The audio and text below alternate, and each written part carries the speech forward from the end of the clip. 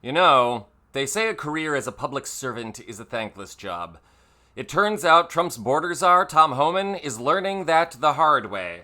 The very hard way. Welcome to Occupy Democrats. I'm David Reddish. In case you missed it, Donald Trump and his administration really hate immigrants. Both on the campaign trail and in the White House, Trump has blamed immigrants for, well, everything.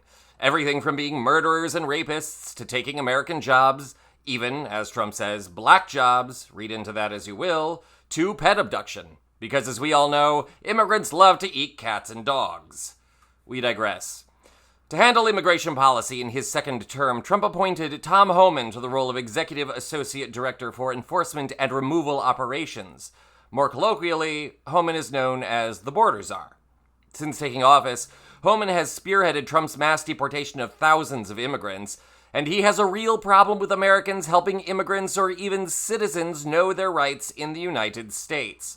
Here's what Homan had to say about the subject back in January.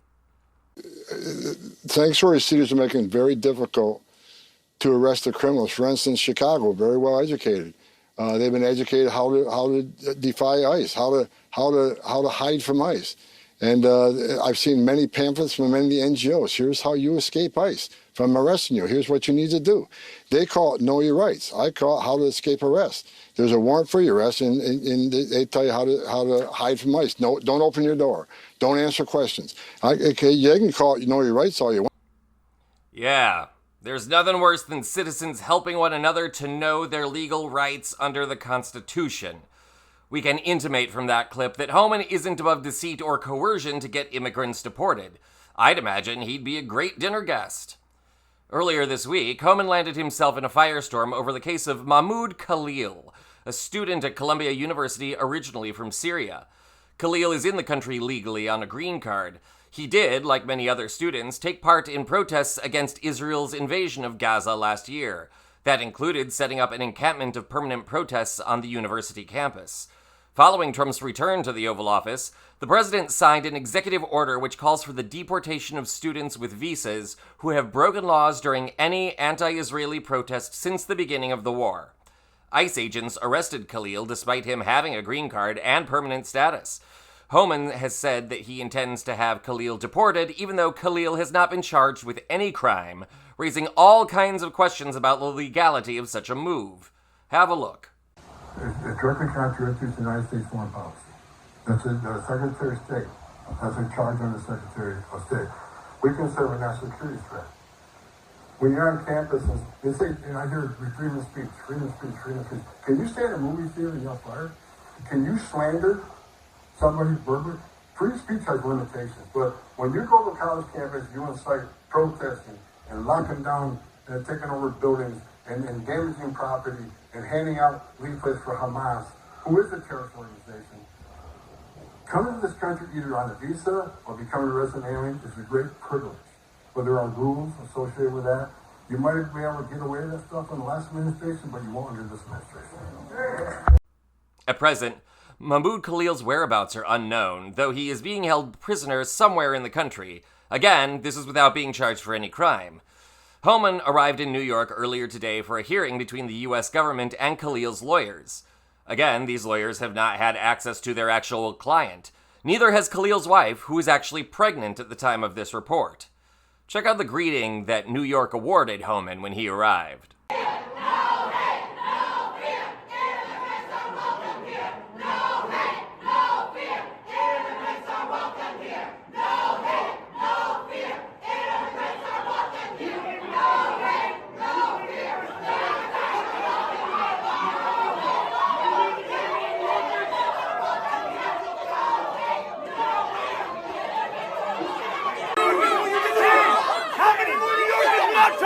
Do you believe in the First Amendment? Do you believe in the First Amendment, Tom Homan? How many more New Yorkers will be charged with targets? Incidentally, one of the men you just saw there was Assemblyman Zorhan Mopdani. He's also a candidate for New York mayor. Like many other New Yorkers, he has railed against Homan and Trump's treatment of Khalil, as well as other immigrants in the city. A judge at a hearing today ruled that Khalil's attorneys must be allowed contact with their client, which dealt a blow to Homan's night and fog policy. And make no mistake, That is exactly what is going on here. Remember, this is not someone who has committed a crime. He has not even been charged with a crime. Trump's accused him of anti-Semitism, but he's provided no proof to that effect. In fact, Khalil is documented to have spoken in support of the Israeli people during the Columbia protests. So, is this where we are now? Legal residents, legal immigrants can now have their status revoked for participating in a protest? What happened to the Trump that loves free speech? So much so that he has defended neo-Nazis and white supremacists and spread lies at every opportunity. Does this have more to do with the fact that Khalil is a Muslim? Furthermore, it's not even clear that Khalil made any anti-Semitic or pro-Hamas statements at all. So what, people can now be kicked out of the country for something they might have said? Trump has said people protesting Tesla are committing a crime. Is he going to start deporting citizens for the same reason?